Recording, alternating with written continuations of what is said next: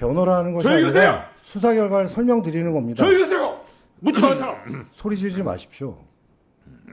국민들이 잠깐 이성인 의원님도 잠깐 흥분을 가라앉히시고 잠깐만요. 이성인 의원님 질의해 주세요. 예, 전주울 이성윤입니다. 검사장님, 김건희 살아있는 권력입니까? 죽은 권력입니까? 제가 답변할 만한 질문이 아니라고 생각합니다. 왜 답변을 못해요? 아니 그 부분이 어떻게 제가 그건 평가의 문제라고 생각합니다. 평가도 못합니까? 국민들은 김건희에 대해서 제 사실상 대통령이니 이런 평가를 하고 있습니다. 그런데 제가 아침부터 계속 지금 국감을 보고 있는데 후배님들 정말 제가 부끄럽습니다.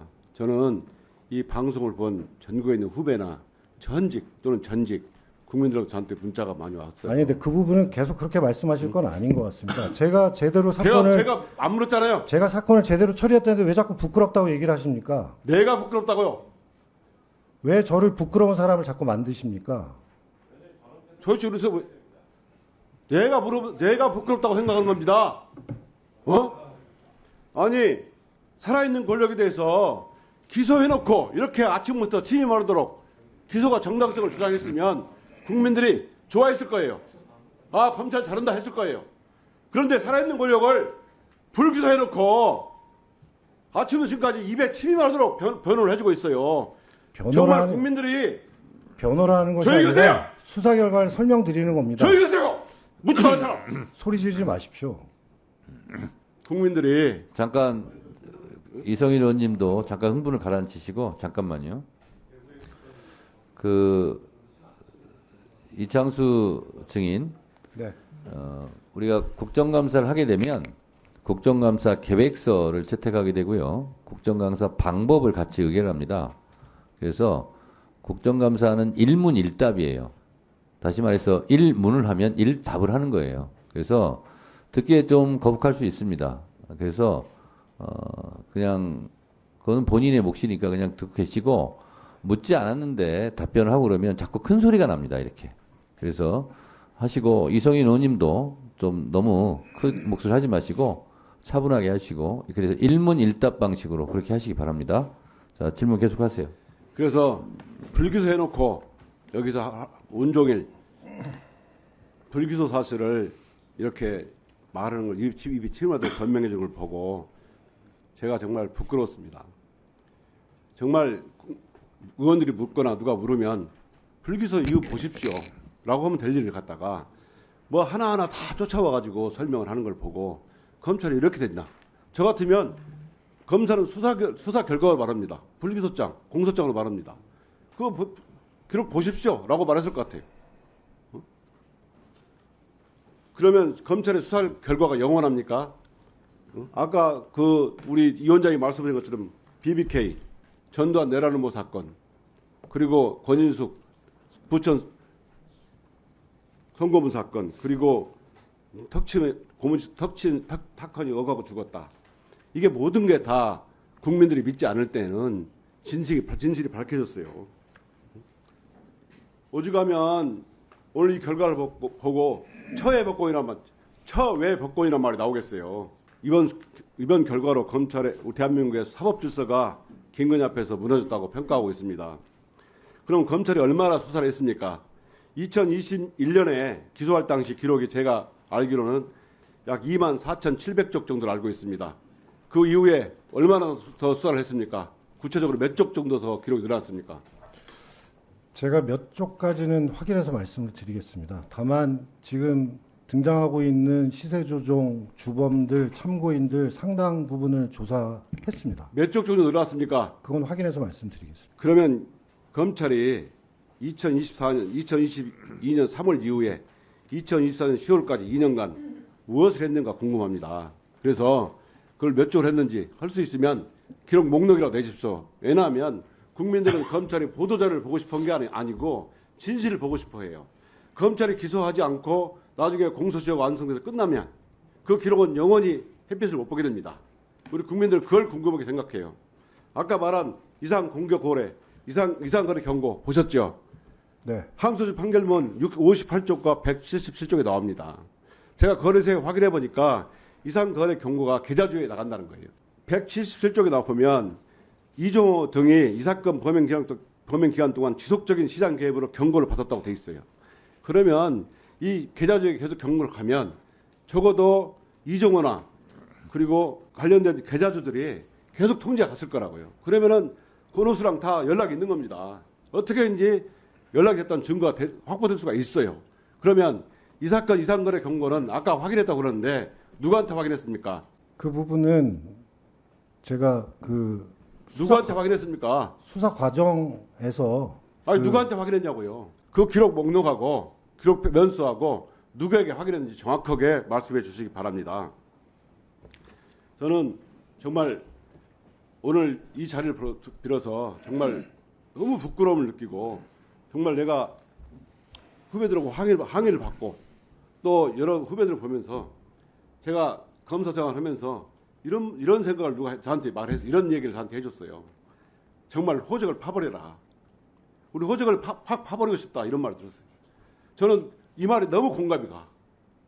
여러분들 보고 살아있는 권력을 누가 봐도 살아있는 권력이라고 보는 김건희를 불기소해놓고 여러분들이 이렇게 변호를 하는 걸 보고 국민들이 어떻게 분통하는지 여러분 부끄러우십시오. 저 정말 호적을 확 파버리고 싶어요. 답변을 좀 드려도 되겠습니까? 답변 안 해도 됩니다. 이창수 검사장님, 네. 네, 짧게 한 말씀 하세요. 저는 제가 부임한 이후에 제가 부임한 지 5개월 됐는데 그 상태의 기록을 인수받아서 충실히 검토해서 법과 원칙에 따른 결론을 내렸습니다. 21년에 이성윤 의원이 검사장 하실 때 이 사건 코바나 콘텐츠 영장 기각됐건 기억하시는지 모르겠습니다. 아까 김승원 의원께서는 일부러 코바나 콘텐츠로 영장을 했다 이렇게 말씀하시는데 그 부분은 좀 해명을 해주셨으면 좋겠습니다. 당신이 나한테 질문 왔어? 감사 왔습니까? 그건 아닌데요. 그건 아닌데요. 여기가 어딘지 알아요? 감사원으로 왔습니다. 네, 제가 이강가이나 감사원 처음 왔습니다. 그 부분은 자, 그러지 말라고. 아니 자 도대체 누구한테 지금 잠깐 처음 봤어? 진정하시고요. 자, 질문을 드리는 게 아니고 네, 네, 우리 이창수 검사장님도, 예.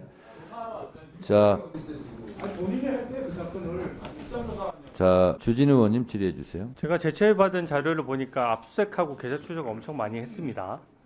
일단 압수수색을 보니까 2020년 11월 9일부터 시작해서 2021년 10월 30일까지 39차례에 걸쳐서 압수수색을 했어요. 이게 지금 보니까 당시 코바나 사무실에 대해서 휴대전화, PC까지 다 포함해서 김건희 여사랑 최은순 씨까지 영장을 청구했었다가 기각이 됐었고요. 아마 도이치 사건은 그 당시에 범죄 사실이 소명이 안 되다 보니까 아마 청구조차 못한 것 같습니다. 그래서 총 39번의 압수수색 영장을 청구하고 그중에 주거지가 제가 세보니까 주거지가 포함된 게 17군데예요.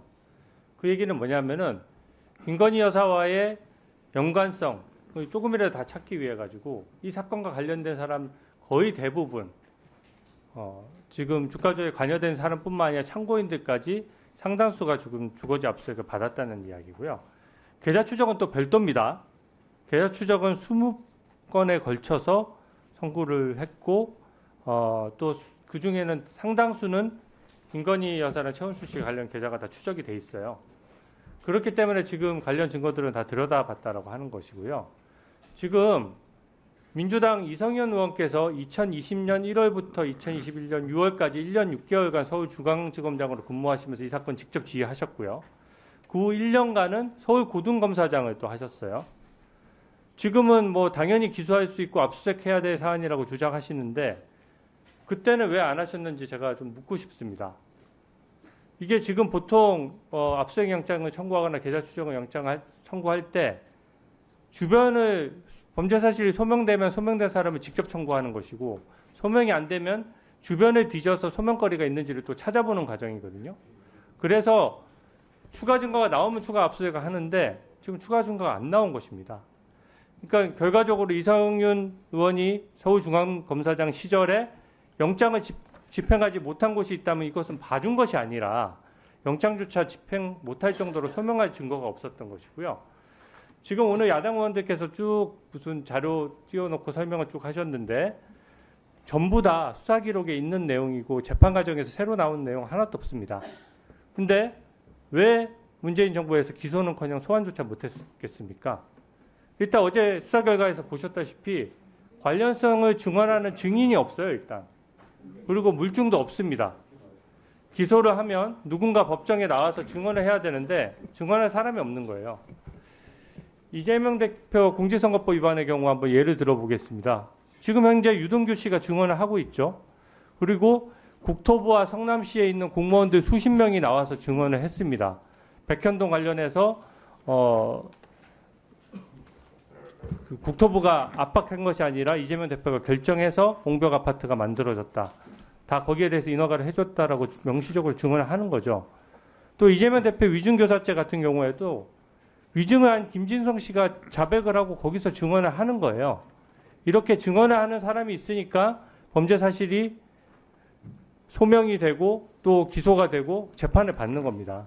그리고 그렇기 때문에 이 전체 내역을 보면 지금 지역적으로 잘라서 영장 청구를 뭐 검찰이 봐줬다 이렇게 얘기하는 것은 지금 민주당 그 이성윤 검사장 시절의 수사를 완전히 폄하하는 것이고 저는 그 당시에 굉장히 강도 높게 이 내용만 보더라도 강도 높게 수사했다라고 생각합니다.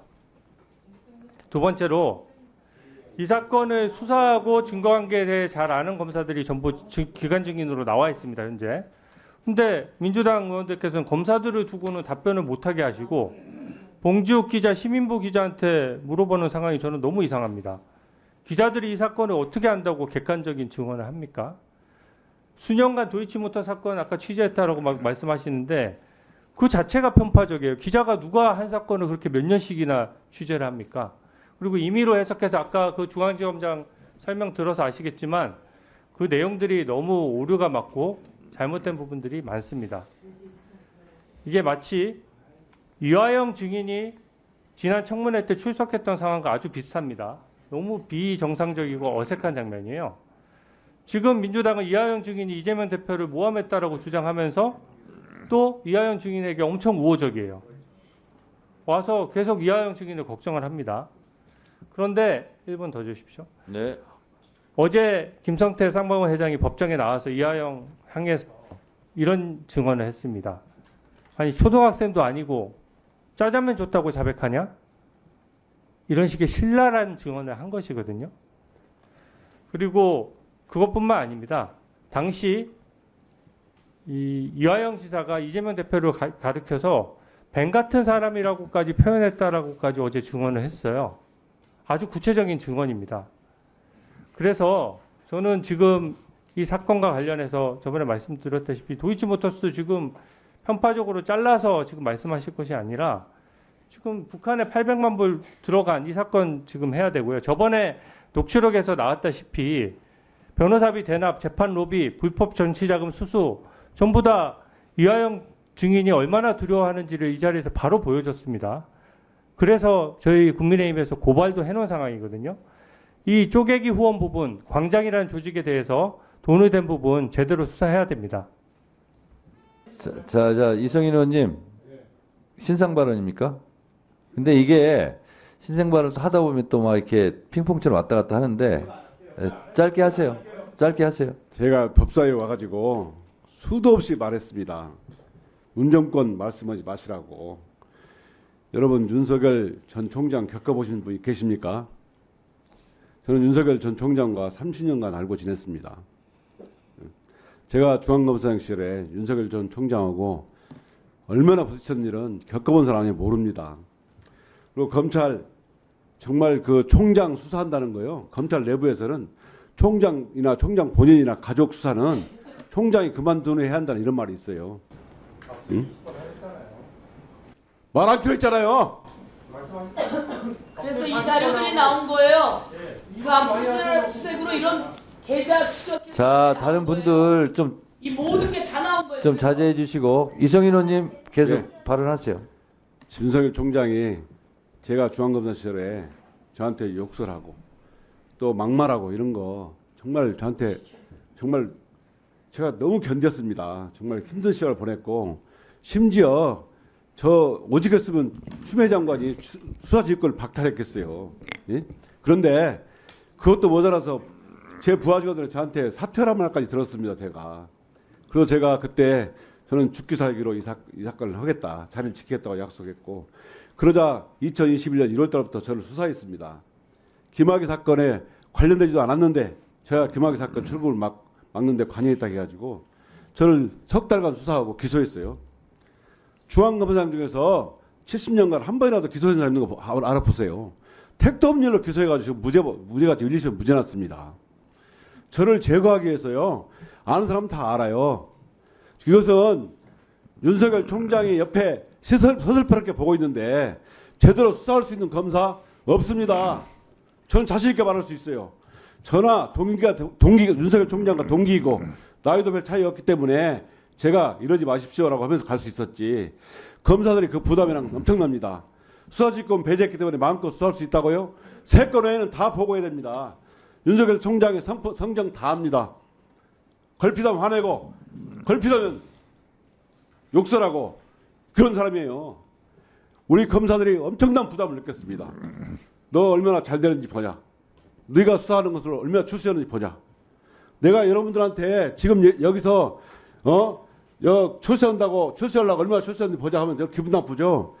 검사들이 제일 싫어하는 말이 너 얼마나 출세하는지 보냐 이런 말입니다. 오늘 중앙검사도 싫어하잖아요. 응? 제가 이 말을 듣고도 정말 이런 엄청난 수모를 겪으면서도 1년 반 동안 지켜낸 수사입니다.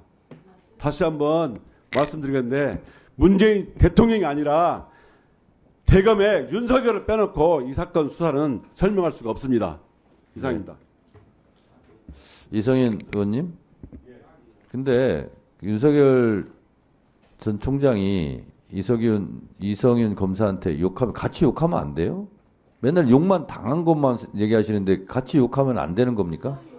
아니 저는 이성인 의원님한테 윤석열 총장으로부터 당했던 얘기를 지금 여러 차례 들은 것 같거든요. 근데 한 가지 의문은 그러면 같이 욕하고 그러면 안 되나 이런 생각이 들어가지고. 박균택 의원님. 우리 수원 지검장님, 네.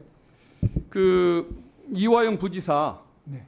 검찰은 자료를 안 내놓지만은 우리가 파악하는 바로는 211번을 소환을 당했고 그 중에 검사의 얼굴을 본 것은 72회이고 면담 조사를 했지만 조서를 작성한 것은 19회에 불과합니다. 이 잦은 소환, 잦은 면담 가운데 조서를 작성하는 날은 뭘 했을까요? 담소를 나눴을까요? 자백을 하도록 회유 협박을 당했을까요? 전혀 회유와 압박 없었고요. 그러면 왜 불렀을까요? 말씀드려도 되겠습니까? 예, 얘기해 보십시오. 예, 그 100몇십 번 소환은 위원님 아마 아시겠지만 그 검찰에서 나오라고 요구한 횟수고요. 예, 1분만 더 주십시오. 나오라고 요구한 횟수고 그 중에 이화영 피고인이 실제로 자, 그러면은 21번 같이 불렀다는 건 압니까? 김성태, 예, 그 이화영 정도입니다. 안부수가 예, 21번이나 같이 불려나온 거 아시죠? 예. 그래놓고도 저 진술 세미나가 없었다고 그렇게 주장합니까? 자, 위원님, 저도 수원지검에 5월에 와서 예. 왜 그렇게 이화영 피고인 많이 불렀냐고 그거부터 챙겼습니다. 예. 수사 담당한 검사들 뭐 저한테 거짓말 할 리 없는 7, 8년 차 검사들인데 이런 행동을 하는데 그 검사들을 믿습니까? 들어보십시오. 그 이화영 피고인이 아, 됐습니다. 저 오늘 컨디션 자, 안 좋다. 네, 김유철 검사님 알겠어요. 다음에 불러달라. 우리 이렇게 미뤘습니다. 우리 수원 고검장님 네. 감찰 한번 해보십시오. 이 현상이 그 변명으로 설명이 되냐 이 말이죠. 검사들한테 물어보십시오. 이걸 이해하는지. 그건 너무 지나친 변명이에요.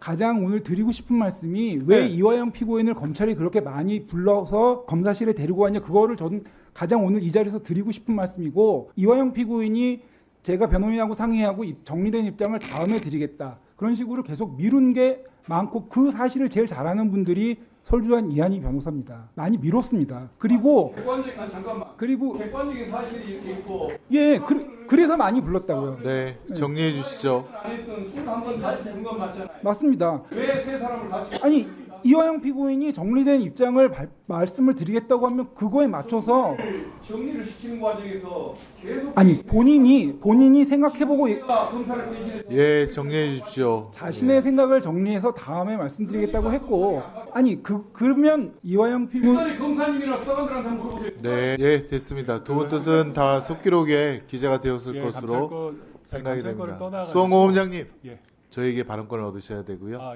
예, 다음 기회에 다시 말씀하시고요. 박준태 의원님 질의해 주세요. 이창수 서울지검장님. 네.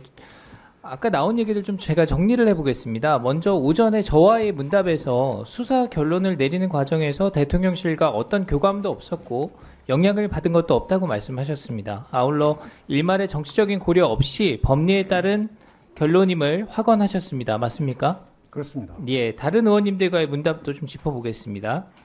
오늘 김건희 여사 압수수색이 없었기 때문에 제대로 된 수사가 불가능하지 않았냐 이런 지적이 다수 있었습니다. 여기에 대해서 김건희 여사와 연락한 상대방들의 휴대폰 등을 모두 압수수색했고 그래서 대화 내용은 전부 확보해서 확인을 했다는 취지로 답변을 하셨습니다. 맞습니까? 그렇습니다. 예. 또 검찰이 김 여사 압수수색 영장 청구했다고 언론에 설명을 했는데 실제로는 도이치모터스 관련한 영장 청구는 없었다. 그러니까 검찰이 영장 청구한 것처럼 왜곡한 거 아니냐 이런 지적들이 있었습니다.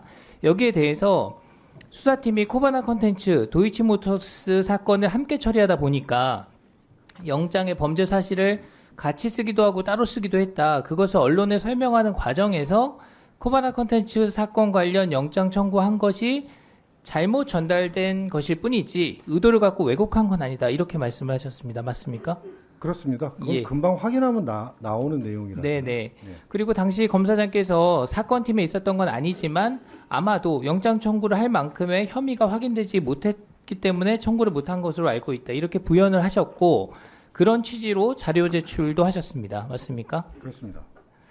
자, 김건희 여사가 전문성이 없다는 발표를 두고 주식 매매도 많이 하고 주식 거래 용어도 많이 아는데 검찰은 왜 주식을 모르는 것처럼 말을 하냐 이런 지적도 있었습니다. 여기에 대해서 어떻게 답변하셨냐면 단순히 주식 거래를 많이 한다고 전문성이 있다고 보는 게 아니다. 시세 조정을 하기 위해서는 특별한 경험이나 기술 같은 것들이 필요하는데 주식을 오르고 내리게 하는 그런 메커니즘에 대해서 여사가 제대로 이해하고 있다고 보기는 어렵다. 이런 취지로 말씀하셨습니까? 맞습니까? 그렇습니다. 그 피의자의 증권 계좌를 관리한 증권사 직원들, 주식 전문가들을 저희가 조사를 했는데 그분들이 공통적으로 피의자는 주식에 대해서 잘 모르고 전문성이 없다. 그리고 종목 추천, 풍문 등을 듣고 주식에 투자하는 스타일이지 무슨 주식 차트나 또 회사 재무제표, 거래량 뭐 이런 것들을 분석하고 아까 말씀드린 것처럼 뭐 시세 조정 이런 부분을 분석할 만한 그런 분은 아니었다 이런. 예, 좋습니다. 네, 자 계속해 보죠. 사건이 4년 동안 계속되다가 이창수 검사장 부임 이후에 갑자기 사건이 정리된 것에 대해서 검사장이 사건 지휘하면서 무혐의 처분에 영향을 준 거 아니냐, 한마디로 사건 정리하러 내려오신 거 아니냐, 뭐 이런 취지의 말씀도 있었습니다. 여기에 대해서 수사부장부터 평검사까지 수사팀을 가급적 그대로 유지해서 연속성 있는 수사가 가능하도록 했다. 그리고 독립적으로 수사할 수 있게 배려하고 존중했다. 그리고 오히려 수사팀에서 김건희 여사 대면 조사가 필요하다는 건의가 있어서 그렇게 하도록 노력했다. 이렇게 말씀하셨습니다. 맞습니까? 그렇습니다. 네, 국정감사 하루 앞두고 수사 결과 발표한 것에 대해서 대통령실과 교감 하에 일정을 정한 거 아니냐 이런 지적 많았습니다. 검사장님께서는 전혀 교감하지 않았고 날짜는 내가 정한 거다. 다만 선거 당일은 피하려고 했다 이렇게 말씀했습니다. 맞습니까? 네.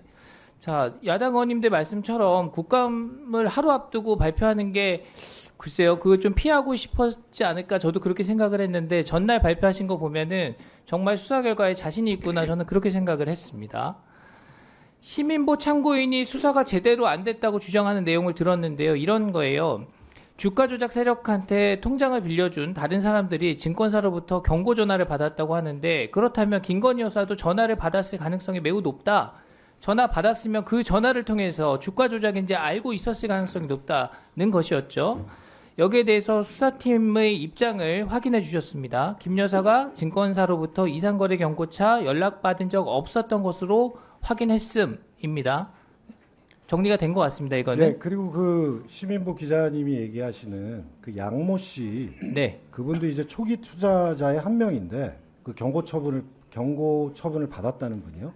그분도 처음에 1차 주포인 이모 씨에게 속은 걸로 결론이 나서 그분도 불입건한 상태입니다. 아, 그렇군요. 예. 네, 좋습니다. 1분 더 하겠습니다.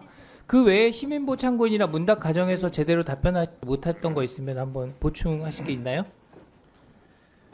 지금 간단하게 말씀드리면 그 시민보 기자가 얘기했던 것 중에 이 자금 흐름이 중요한데 여기에서 이제 상당한 수익이 났고 이 부분을 이 사람들하고 그 주가 조작을 한 사람들하고 나눴어야 되는데 이거를 다 피의자가 다 가졌기 때문에 이건 주가 조작이라고 생각한다 이렇게 말씀을 하셨는데 그렇습니다.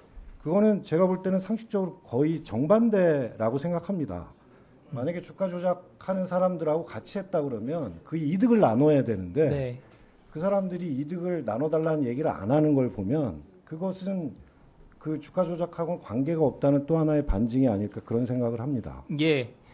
마지막으로 좀 민감한 얘기인데 검찰총장 또 서울중앙지검장 탄핵하겠다 이런 뉴스가 퍼지고 있는데 거기에 대해서 답변하실 수 있다면 심경을 좀 말씀해 주십시오. 제가 알기로는 탄핵이라고 하는 것은 그 중대한 헌법이나 법률에 중대한 위법이 있을 때 예외적으로 행사하는 제도라고 알고 있습니다. 위원장님께서 말씀하시듯이 그게 국회의 권한이긴 하지만 예외적으로 신중하게 행사돼야 된다고 생각합니다. 저는 이 사건에서 제가 부임한 이후에 수사팀하고 머리를 맞대고 그 사건을 심층적으로 기록을 검토해서 결론을 내렸는데 이 부분을 가지고 만약에 탄핵을 한다고 하면 도대체 어떤 위법이 있는지 궁금하고 또 총장님을 지금 탄핵한다고 하는데 총장님께서는 사실은 수사지휘권이 배제돼 계시거든요. 그래서 어떤 이유인지도 사실 의아한 상황입니다. 그래서 그 정도로만 말씀드리겠습니다. 네. 답변을 잘 하셨고요. 저라면 그 부분은 제가 말하기는 적절하지 않은 것 같습니다라고 말하는 게 좀 더 부드럽지 않을까 그런 생각이 그렇게 생각을 합니다.